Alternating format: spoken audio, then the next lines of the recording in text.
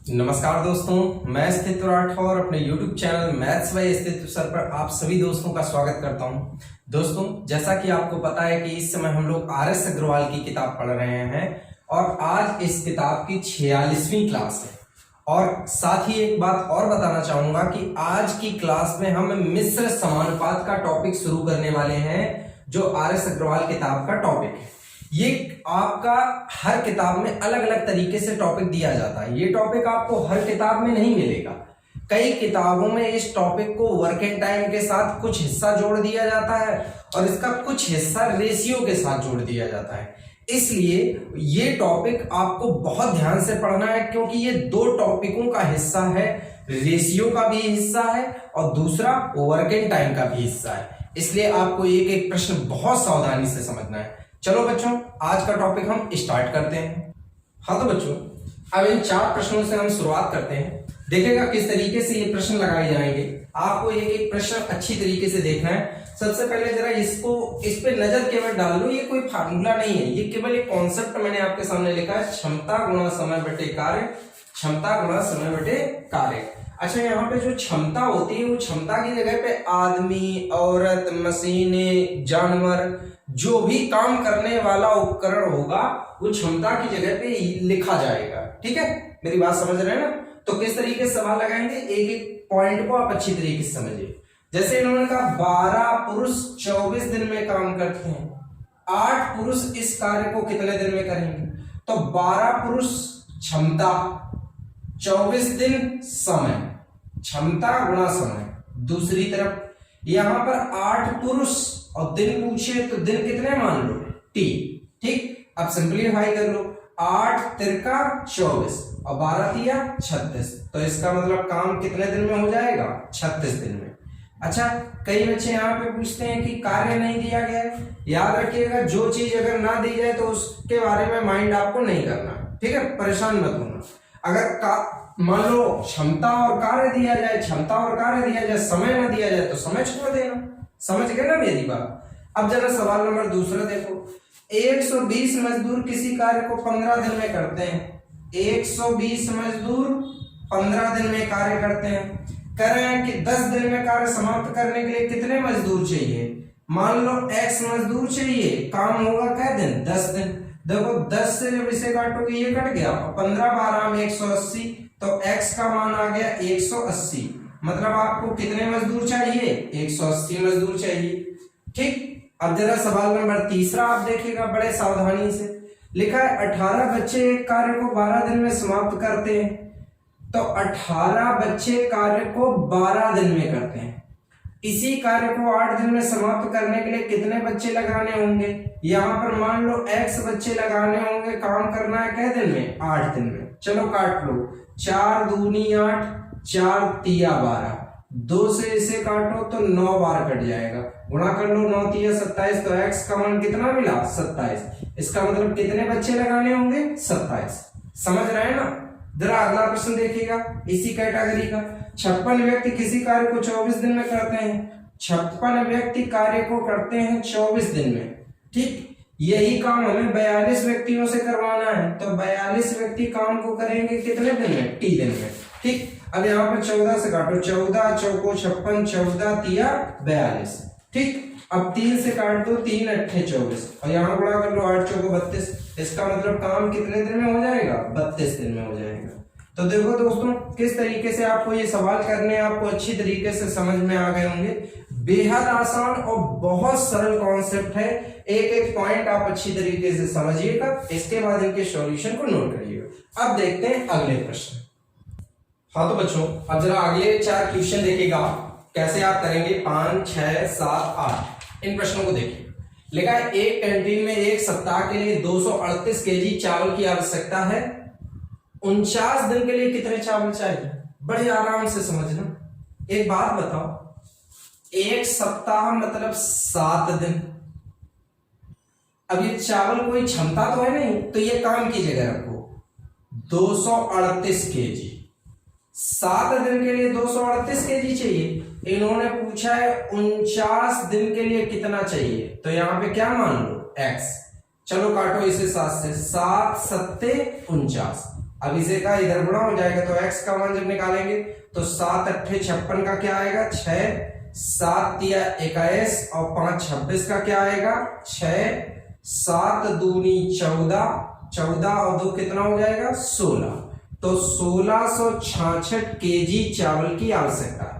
ठीक, अब जरा सवाल नंबर यहाँ पर दूसरा अगला देखिएगा, प्रश्न नंबर 6 बड़ा आसान है। 10 नल जिसमें से एक ही दर से पानी प्रवाहित होता है एक टंकी को 24 मिनट में भर सकते हैं। सुनो, 10 नल टंकी 24 मिनट में भर सकते हैं।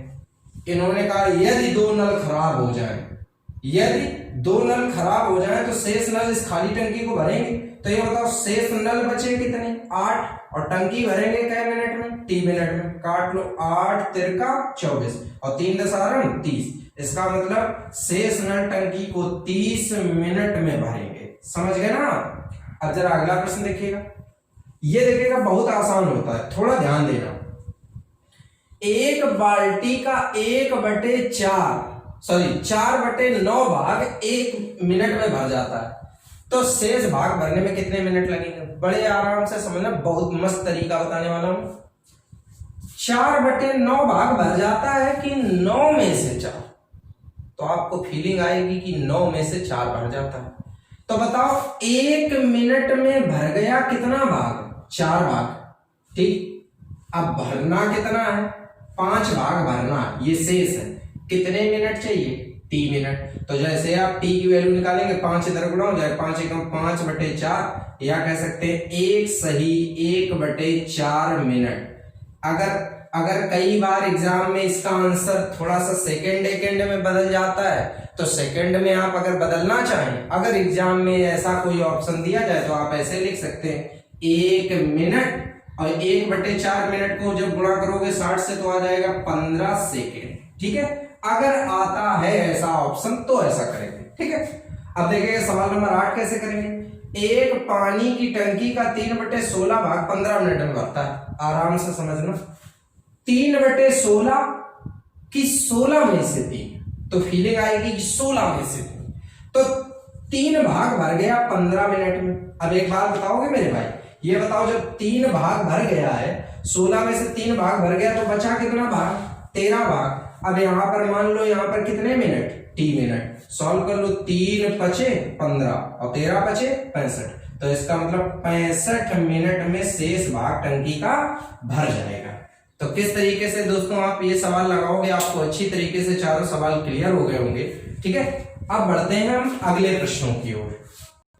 हाँ तो बच्चों, अब जरा देखिएगा इन सवालों को आप किस तरीके से लगाएंगे। बहुत अच्छे तरीके से समझ लीजिए, बेहद आसान सवाल है। यदि एक आदमी किसी काम को 1 दिन में करता है, तो 5 आदमी मिलकर इससे 5 गुने कार्य को कितने समय में पूरा करेंगे। देखो कैसे, एक आदमी 1 दिन में, देखो एक आदमी 1 दिन में कितना काम करता है, 1 काम करता है। दूसरी तरफ 5 आदमी टी दिन में 5 गुना काम करेंगे, तो इधर कितना लिख दो 5। देखो 5 से 5 कैंसिल, देखो टी का मान कितना आया 1। अच्छा बच्चों, इस सवाल के परिपथ में मैं आपको एक बात और समझाना चाहूंगा।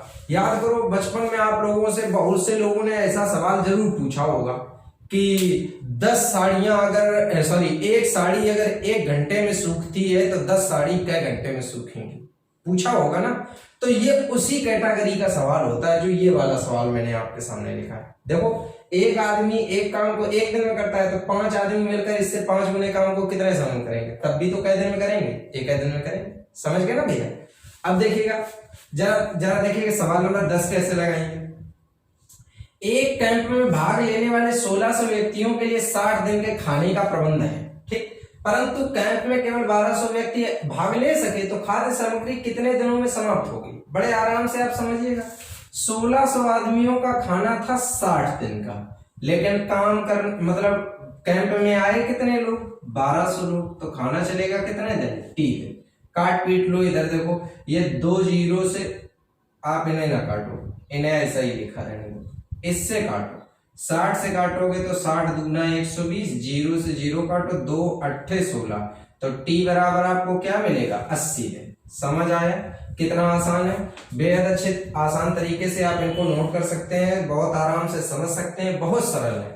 अब अगले प्रश्न देखिएगा। हाँ तो बच्चों अब जरा इस प्रश्न को देखिएगा, ये प्रश्न नंबर 11 आपके लिए बहुत इंपॉर्टेंट है और बहुत अच्छा प्रश्न है, कठिन नहीं है, अच्छा है, थोड़ा सा कॉन्सेप्ट वाला प्रश्न है। लिखा है कि एक किले में 150 सैनिकों के लिए 50 दिन के भोजन का प्रावधान था। 20 दिन बाद 50 सैनिक किला छोड़कर चले गए, बाकी बचा भोजन कितने दिन तक चलेगा? अब समझिएगा, सबसे पहले मेरे दिमाग में एक बात ये चल रही है कि यहाँ पे 50 दिन के भोजन का प्रावधान है, जरा गौर करिएगा। 50 दिन के भोजन का प्रावधान है कितने सैनिकों के लिए? 150 सैनिकों के लिए, ठीक। अब भैया इन्होंने क्या किया कि 20 दिन बाद 50 सैनिक चले गए। अब मेरे दिमाग में एक बात आ रही कि 20 दिन बाद सैनिक गए हैं, तो पहले तो एक बात बताओ, क्या ये 20 दिन तक 150 सैनिक क्या भूखे बैठे रहे? अरे भाई इन 150 सैनिकों ने 20 दिन तक खाना खाया ना, तो जब बेटा इन्होंने 20 दिन तक खाना खाया तो 20 दिन का खाना खत्म हो गया, ठीक। अब ये बताओ, अब कितने दिन का खाना बचा? 30 दिन का। तो मेरे दिमाग को समझिएगा, 150 सैनिकों के 30 दिन का खाना बचा, 150 सैनिकों के 30 दिन का खाना बचा, लेकिन हुआ क्या? 50 सैनिक किला छोड़कर चले गए। तो जब 50 सैनिक किला छोड़कर चले गए तो सैनिक बच्चों बचे कितने? 100 सैनिक बचे। ये बताओ, यही खाना 100 सैनिक खाएंगे तो बताओ कै दिन खाएंगे? 30 दिन। जो खाना 150 सैनिक 30 दिन में खाएंगे, अगर वो खाना 100 सैनिक खाएंगे तो कै दिन खाएंगे? 30 दिन। 0 0 0 0 15 दिया 45। इसका मतलब कितने दिन खाना अभी और चलेगा? 45 दिन और चलेगा। तरीका क्लियर हुआ? बहुत आसान है, अच्छे तरीके से समझ लीजिएगा, ठीक। जरा सवाल नंबर 12 देखते हैं हम लोग। लिखा 21 जिल्दसाज 1400 पुस्तकों की जिल्द 15 दिन में तैयार कर सकते हैं। देखो 21 कौन है? जिल्दसाज। 15 दिन 1400 पुस्तकें हैं, तो ये काम की जगह रख लो, ठीक। दूसरी तरफ यहां पर देखोगे कि 800 पुस्तकें हैं, ये 800 पुस्तकें लिख लीजिएगा। कितना? 20 दिन में तैयार करनी है, 20 दिन में तैयार कर लो। जिल्दसाज कितने मान लो? X। अब जितना कटे पीटे वो काट पीट डालो, आसान बन जाएगा सवाल, ठीक है। देखो ये 0 से ये 0 कट गया, ठीक। सबसे पहला ये काम हो गया। और देखिएगा और क्या हो सकता है? 7 दूनी 14, 7 से काटो 7 तिया 21। अब देखना 2 चौको 8 और 2 दूनी 4, ठीक। अभी देखो एक चीज समझ लीजिएगा, इधर 0 जिंदा है तो ये 10 हो गया, ठीक है। और देखो 2 पंचे 10 और 5 से 5 कट गया, ठीक। आप देखें, सॉरी 5 से काटेंगे तो कितना कटेगा? 5 तिया 15, ठीक। तो यहाँ पे x की वैल्यू अगर आप देखेंगे तो x की वैल्यू आपको मिलेगी 3 त्रिका 9। तो किस तरीके से दोस्तों आप इस सवाल को करोगे, आप अच्छी तरीके से समझ गए होंगे, बहुत आसान तरीके से लगा सकते हो। इसका एक बार कैलकुलेशन चेक कर लेते हैं, बहुत इधर उधर कैलकुलेशन हुआ है। अगर देखें तो 7 दूनी 14, 7 तिया 21, ठीक है। और अगर हम देखें तो यहाँ पर काटेंगे तो ये इससे हमने काटा तो 2 चौको 8, ठीक है। फिर और काट लिया, 2 से काटा तो 2 दूनी 4, 2 से काटा तो ये 10 बार कट गया। फिर 5 से काटा है तो यहाँ पर कितना आ रहा है? एक बार पूरा कैलकुलेशन जरा मैं फिर से कर दे रहा हूँ, क्योंकि कैलकुलेशन थोड़ा सा इसका अलग ढंग से लिख गया है, थोड़ा सा देख लीजिएगा एक बार। यहाँ पर 21 जिल्दसाज कितना? 15 दिन और कितनी पुस्तकें? 1400 पुस्तकें, ठीक है। दूसरी तरफ यहाँ पर लिख लीजिएगा, यहाँ पे x जिल्दसाज है और कितना? 20 दिन है और कितनी पुस्तकें हैं? 800। चलो फटाफट काट लेते हैं। यहाँ पर देखो सबसे पहले तो ये 0 से 0 हटा लिए, ठीक है। अब 4 से काटो, 4 दूनी 8, 4 से ऐसे काटोगे तो 4 पंचे 20, ठीक है। अब पहले से 5 से काटो, 5 तिया 15 और 2 से काटो तो 2 सत्ते 14, ठीक। 7 तिया 21। देखो 3 तरह का क्या आ जाएगा? 9। आप समझ गए होंगे किस तरीके से आप इसका कैलकुलेशन करेंगे। बस थोड़ा सा क्या होगा कि काटने पीटने में ध्यान देना, नहीं तो ये बड़े सवाल है, आपका गलत हो गया तो बहुत डिस्टर्ब हो सकता है, ठीक है। चलो अब बढ़ते हैं अगले प्रश्नों की ओर। हाँ तो दोस्तों अब जरा अगला क्वेश्चन देखिएगा, कितने आसानी से आप कर लेंगे। बहुत आसान प्रश्न है। लिखा है 60 आदमी 14 दिन में 280 किलो चावल का उपभोग करते हैं, 30 आदमी कितने दिन में 120 किलो चावल का उपभोग करेंगे? बड़ा आसान है। 60 आदमी 14 दिन में 280 किलो चावल उपभोग करते हैं। दूसरी तरफ यहाँ पर 30 आदमी 30 दिन में 120 किलो चावल का उपभोग करेंगे। ठीक है, बड़े आराम से यहाँ पर सिंप्लीफाई कर लो। 14 से इसे काटो, 14 दूनी 28, 20 बार कट गया। 3 से इसे काटो, 3 चौको 12, ये 4 बार कट गया। ठीक, ये 0 से 0 और काट लो। ठीक है, अब देखो 2 दूनी 4। ठीक, अब इधर इसका गुणा कर लो तो 6 दूनी 12, आपको आंसर मिल गया। तो 12 दिन में ये चावल का उपभोग हो जाएगा। ठीक है, तो कैसे आप इस सवाल को करेंगे आप आसानी से समझ गए होंगे। चलो अब अगला सवाल देखते हैं। 12 बढ़ई 6 घंटा काम करके 24 दिन में 460 कुर्सियां बनाते हैं। देखो कैसे लिखोगे, 12 बढ़ई 6 घंटा 24 दिन, दोनों ही टाइम है, बटे 460 कुर्सियां। दूसरी तरफ यहां पर देखो 18 बढ़ई 8 घंटा प्रतिदिन कार्य करके 36 दिन में कितनी कुर्सियां बनाएंगे, यहां पे क्या मान लो x। ठीक है, अब जितना इसे काट पीट सकते हो उतना पहले काट पीट लो। यहां पर देखो, यहां पर अगर हम देखेंगे तो यहां पर सिंप्लीफाई कर लो, 12 से काटोगे तो 12 तिया 36, इतना सिंप्लीफाई हो गया। अब देखो 24 छिक्का 144, 18 अट्ठे 144, ये सीधे सिंप्लीफाई हो जाएगा। ठीक है, अब इसका यहाँ पे आप सीधे गुणा करो आगे, तो जब x में इसका गुणा करोगे तो यहाँ पर आएगा पहले 0, फिर 3 का गुणा करोगे, 3 छक्के 18 का 8 और 3 चौको 12 1 13, तो 1380 कुर्सियां आपकी बनेगी। आप इस चीज को समझ गए। ठीक है बच्चों, तो किस तरीके से दोस्तों आपको ये सवाल लगाने आप अच्छी तरीके से समझ गए होंगे, कहीं कोई कंफ्यूजन नहीं हुआ होगा। एक एक पॉइंट आपको क्लियर करना है। अगर कहीं किसी भी प्रश्न में आपको डाउट है तो आप उस प्रश्न को तुरंत क्लियर करिएगा और वीडियो को रिपीट करिएगा। इसके अलावा जिन लोगों ने अभी तक चैनल सब्सक्राइब नहीं किया वो चैनल को सब्सक्राइब जरूर कर दें और वीडियो को लाइक करना बिल्कुल ना भूलें। ठीक है।